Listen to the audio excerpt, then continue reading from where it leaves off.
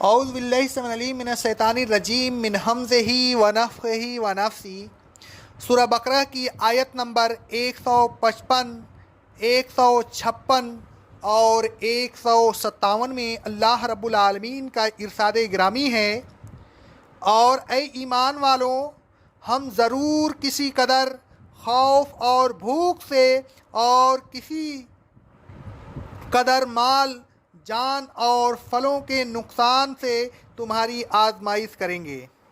اور اے رسول صلی اللہ علیہ وسلم، آپ صبر کرنے والوں کو خوشخبری سنا دیجئے، یعنی ان لوگوں کو کہ جب انہیں کوئی مصیبت پہنچتی ہے تو وہ اس طرح کہتے ہیں کہ ہم اللہ ہی کے ہیں اور ہم اسی کی طرف لوٹ کر جانے والے ہیں۔ یہی وہ لوگ ہیں کہ ان پر ان کے رب کی طرف سے فضل و رحمت کی بارش ہوتی ہے، اور یہی وہ لوگ ہیں جو ہدایت یاب ہیں۔ اللہ رب العالمین فرماتا ہے وَلَنَبْلُوَنَّكُمْ، ہم ضرور تمہاری آزمائش کریں گے۔ اللہ تبارک و تعالیٰ کا یہ خطاب مومنین سے ہے، لہذا مومنین کو ہر وقت آزمائش و امتحان کے لیے تیار رہنا چاہیے۔ اللہ تبارک و تعالیٰ کو اپنے علم کے ذریعے ہر چیز سے واقف ہوتی ہے، تاہم وہ امتحان و آزمائش کرتا ہے تاکہ وہ انسانوں کے عمل کے ذریعہ آزمائے کہ کون استقامت کے ساتھ احکام الہی پر کاربند رہتا ہے، کون مصیبت میں ثابت قدم رہتا ہے، کون اللہ تبارک و تعالیٰ کے راستہ میں جہاد کرتا ہے، کون تحمل و خوش اخلاقی کا مظاہرہ کرتا ہے اور کون یہ کام نہیں کرتا۔ اور اس آزمائش کا مقصد یہ ہوتا ہے کہ اللہ تبارک و تعالیٰ انسانوں پر اپنے علم کی بنیاد پر انہیں نہیں بلکہ ان کی اعمال کی بنیاد پر حجت قائم کرے۔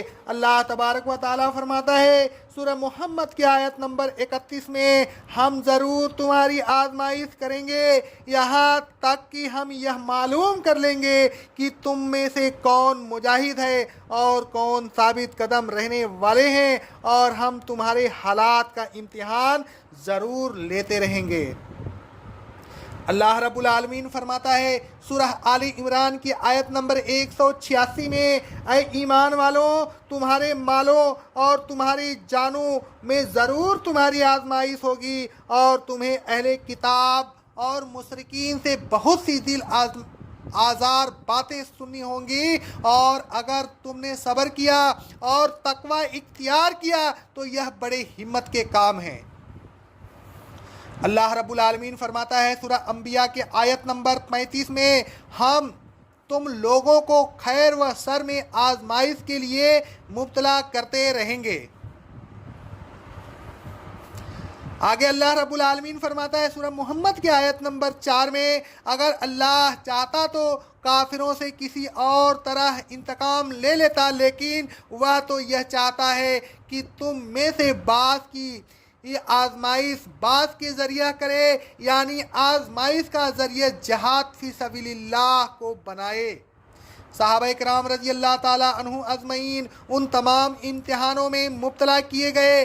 خوف سے اس طرح آزمائش ہوئی کہ ایک زمانہ میں ہر وقت کفار کے حملہ کا خطرہ رہا کرتا تھا۔ مثلا ایک موقع کے متعلق حضرت انس رضی اللہ تعالیٰ عنہ کا بیان ہے، صحیح بخاری اور صحیح مسلم کی حدیث ہے، ایک رات کو اہل مدینہ ایک خوفناک آواز سن کر گھبرا گئے، پھر وہ اس آواز کی طرف چلے تو راستہ میں رسول اللہ صلی اللہ علیہ وسلم آتے ہوئے ملے۔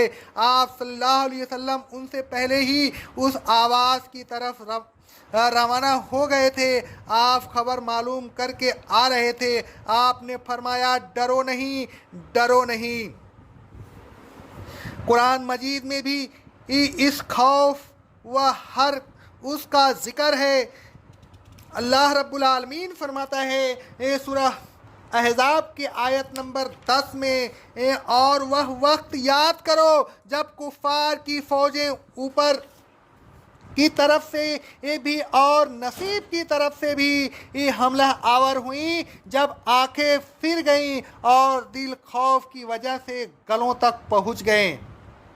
بھوک اور نفس اموال سے آزمائی، مسلسل جہاد کی وجہ سے کاروبار کو کافی نقصان پہنچ رہا تھا، تنگی معاش سے اکثر لوگ دوچار تھے۔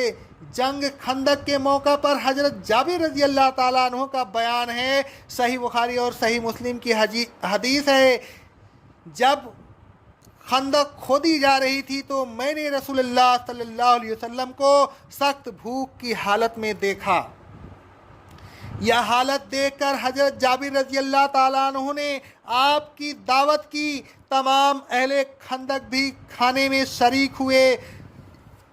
کھانے کے بعد بچے ہوئے طعام کے متعلق رسول اللہ صلی اللہ علیہ وسلم نے حضرت جابر رضی اللہ تعالیٰ عنہ کی بیوی سے فرمایا، تم بھی کھاؤ اور لوگوں کو بھی بھیجو، اس لیے کہ سب ہی بھوکے ہیں۔ جان کے نقصان سے آزمائش، مسلسل صحیح بخاری کی حدیث ہے، مسلسل جنگ جاری رہنے کی وجہ سے جانوروں کا نقصان بھی ہو رہا تھا۔ حضرت انس رضی اللہ تعالیٰ عنہ فرماتے ہیں، جنگ احد واقع بحر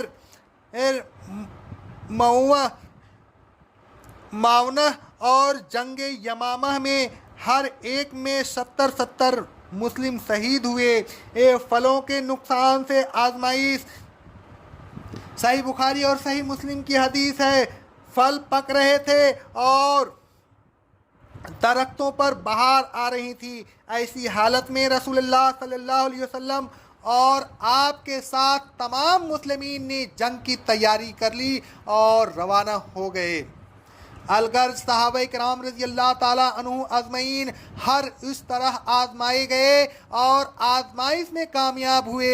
آگے اللہ رب العالمین فرماتا ہے، وَبَشِّرِ الصَّابِرِينَ، اے رسول صلی اللہ علیہ وسلم صبر کرنے والوں کو خوشخبری سنا دیجئے۔ یہ صبر کرنے والے کون ہیں؟ اس سلسلہ میں اللہ تبارک و تعالیٰ خود ہی تصریح فرماتا ہے کہ ان کی ایک خصوصیت یہ ہے کہ جب ان پر کوئی مصیبت آتی ہے تو کہتے ہیں انا للہ و انا الیہ راجعون۔ جو چیز اللہ تبارک و تعالیٰ نے لے لی وہ اسی کی تھی، بلکہ وہ چیز کیا ہم خود اسی کے ہیں۔ وہ جب چاہے ہمیں بلا لے اور یقیناً وہ ایک دن ہمیں اپنی طرف بلا لے گا اور ہم اس کے پاس چلے جائیں گے۔ موت تو ایک دن آنی ہے، کیوں نہ اس کے راستہ میں آئے۔ جو چیز جس کی ہے اسی کے دین کے کام کیوں نہ آئے۔ یہ جان اسی کی دی ہوئی ہے، اگر اسی کے راستہ میں کام آ جائے تو رہے شہادت رسول اللہ صلی اللہ نوجِ شہادت رسول اللہ صلی اللہ علیہ وسلم نے اپنے ایک نواسے کے انتقال پر اپنی بیٹی سے کہلوایا تھا۔ صحیح بخاری اور صحیح مسلم کی حدیث ہے، بے شک اللہ تبارک و تعالیٰ ہی کا ہے جو اس نے لے لیا، اسی کا ہے جو اس نے دے دیا، اور اس کے یہاں ہر چیز کا ایک وقت مقرر ہے، لہٰذا انہیں صبر کرنا چاہیے اور ثواب کی امید رکھنا چاہیے۔ پھر اللہ تبارک و تعالیٰ نے انا للہ و انا الیہ راجعون کہنے والوں کو خوشخبری سنائی کہ اولئک علیہم صلوات من ربہم و رحمۃ، اے لوگوں، ایسے لوگوں پر اللہ تبارک و تعالیٰ کی طرف سے فضل و رحمت کی بارش ہوتی ہے۔ وَأُولَئِكَ هُمُ الْمُهْتَدُونَ، اور صبر کرنے والے ہی راہ راست پر گامزن ہوتے ہیں، وہی ہدایت پر چل کر منزل مقصود تک پہنچتے ہیں۔ جو لوگ صبر نہیں کرتے، جن میں ثابت قدمی نہیں ہوتی، جو احکام الہی پر جمے نہیں رہتے، جن میں استقامت نہیں پائی جاتی، وہ ذرا سی آزمائش سے ڈگمگا جاتے ہیں، ان کے پیر اکھڑ جاتے ہیں، ناشکری کے کلمات زبان پر آ جاتے ہیں۔ جاوا حق سے منہ موڑ لیتے ہیں، ایسے لوگوں پر بھلا کیسے فضل و رحمت کی بارش ہو سکتی ہے، اور وہ کس طرح صراط مستقیم پر چل کر منزل مقصود تک پہنچ سکتے ہیں۔ منزل مقصود تک پہنچنے کے لیے صبر و استقامت لازمی ہے۔ اللہ تبارک و تعالیٰ فرماتا ہے سورہ احقاف کی آیت نمبر 13 اور 14 میں، جن لوگوں نے کہا ہمارا رب اللہ ہے، پھر استقامت اختیار کی، تو ایسے لوگوں کو نہ کوئی خوف ہوگا اور نہ کوئی غم۔ یہی لوگ جنتی ہیں، وہ جنت میں ہمیشہ رہیں گے جو ان کے عملوں کے بدل میں انہیں ملے گی۔ اللہ تبارک و تعالیٰ فرماتا ہے سورہ حامیم السجدہ کی آیت نمبر 30 میں، جن لوگوں نے کہا ہمارا رب اللہ ہے، پھر استقامت اختیار کی، ایسے لوگوں پر فرشتے نازل ہوتے ہیں جو کہتے ہیں ڈرو نہیں، غمگین نہ ہو، اور اس جنت کو حاصل کر کے خوش ہو جاؤ جس جنت کا تم سے وعدہ کیا گیا تھا۔ اے لوگوں، اللہ تبارک و تعالیٰ کے احکام پر جمے رہیے، ڈٹے رہیے، استقامت کے ساتھ دین پر عمل کیجئے اور دین کی خدمت کیجئے، میدان جنگ میں ثابت قدم رہیے، پیٹھ نہ پھیریے، مورچے نہ چھوڑیے، مصائب سے گھبرا نہ جائیے، وقار کے ساتھ انہیں برداشت کیجئے، شکایت اور ناشکری کے الفاظ زبان پر نہ لائیے، مصیبت آئے تو انا للہ و انا الیہ راجعون پڑھیے، بلکہ پوری دعا پڑھیے جو درج ذیل ہے، انا للہ و انا الیہ راجعون، اللہم اجرنی فی مصیبتی و اخلف لی خیرا منہا۔ بے شک ہم اللہ کے ہیں اور اللہ کی طرف لوٹنے والے ہیں، اسے اللہ میری مصیبت میں مجھے اجر دے اور اس کے بعد مجھے اس سے بہتر چیز عطا فرما۔ رسول اللہ صلی اللہ علیہ وسلم فرماتے ہیں، صحیح مسلم کی حدیث ہے، کوئی مسلم ایسا نہیں کہ جب اسے کوئی مصیبت پہنچے پھر وہ اس طرح کہے جس طرح کہنے کا اسے اللہ نے حکم دیا، انا للہ و انا الیہ راجعون، اللہم اجرنی فی مصیبتی و اخلف لی خیرا منہا۔ تو اللہ تبارک و تعالیٰ اس سے بہتر چیز اسے عطا فرماتا ہے اور اس کی مصیبت میں اسے اجر دیتا ہے۔ یہ دنیا میں مصیبت آتی ہی رہتی ہے، انہیں ہمت و جرات کے ساتھ برداشت کیجئے اور آخرت کے عیش کی امید رکھیے۔ رسول اللہ صلی اللہ علیہ وسلم فرماتے ہیں، صحیح بخاری کی حدیث ہے اور صحیح مسلم کی حدیث ہے، زندگی تو بس آخرت کی زندگی ہے اور کوئی زندگی نہیں۔ رسول اللہ صلی اللہ علیہ وسلم فرماتے ہیں، صحیح مسلم کی حدیث ہے، اے لوگوں، دشمن سے مقابلہ ہونے کی تمنا نہ کیا کرو بلکہ اللہ سے عافیت طلب کیا کرو، اور پھر اگر دشمن سے تمہارا مقابلہ ہو ہی جائے تو پھر ثابت قدم رہو اور اس بات کو ذہن نشین کر لو کہ جنت تو تلواروں کے سایہ کے نیچے ہے۔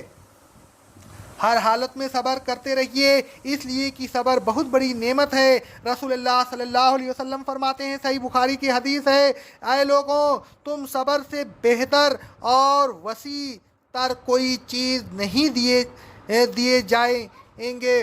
صبر ہمیشہ صدمہ کے ابتدا سے کیجئے، اس لیے کہ بعد میں تو صبر آ ہی جاتا ہے۔ رسول اللہ صلی اللہ علیہ وسلم فرماتے ہیں، صحیح بخاری اور صحیح مسلم کی حدیث ہے، صبر تو وہ ہے جو صدمہ کے اول وقت کیا جائے۔ اللہ تبارک و تعالی ہمیں صبر کرنے کی توفیق عطا فرمائے۔ اقول قولی ھذا استغفر اللہ استغفر اللہ استغفر اللہ۔